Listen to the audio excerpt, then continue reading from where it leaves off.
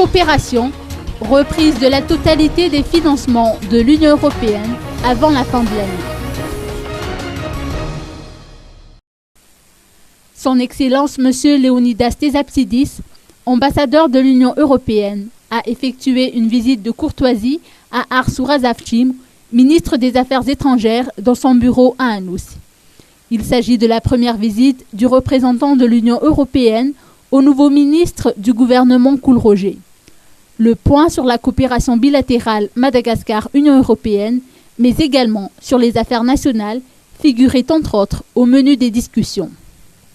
La coopération entre l'Union européenne et Madagascar n'a jamais fini, elle a continué tout le temps.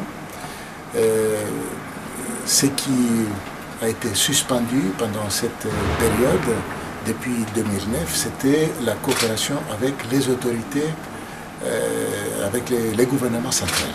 Ça ne signifie pas que l'Union européenne a arrêté ses relations ou qu'il n'a pas continué ses actions en appui aux populations vulnérables de Madagascar.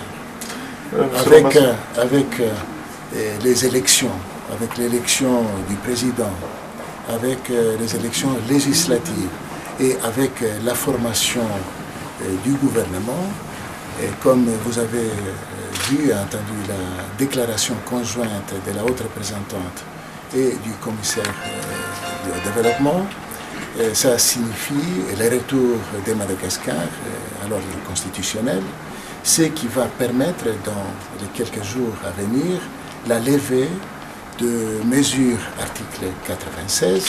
C'était des mesures restrictives qui ont été prises en 2010 et ceci va permettre l'Union européenne à appuyer le gouvernement directement dans ses efforts pour un développement social et économique du pays.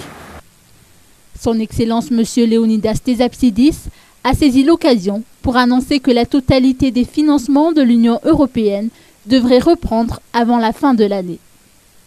Comme j'ai dit au début, il y a des financements qui sont déjà en cours.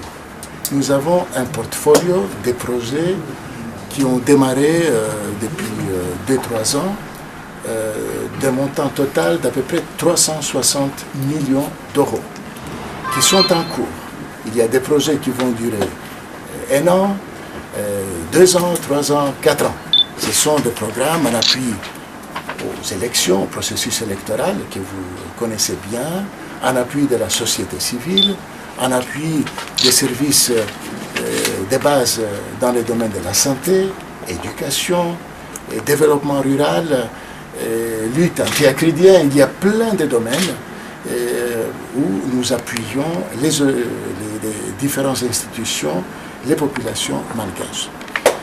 Les premiers fonds frais sur les 11e FED. Les 11e FED couvrent la période 2014-2020, pourraient arriver au pays à la fin de cette année-ci. Le mandat de son Excellence M. Leonidas Tesapsidis devrait arriver à son terme cette année. Cet ambassadeur de l'Union européenne recevra une décoration honorifique dans le cadre de son engagement sur le sol malgache, a-t-on appris de sources auprès du ministère des Affaires étrangères.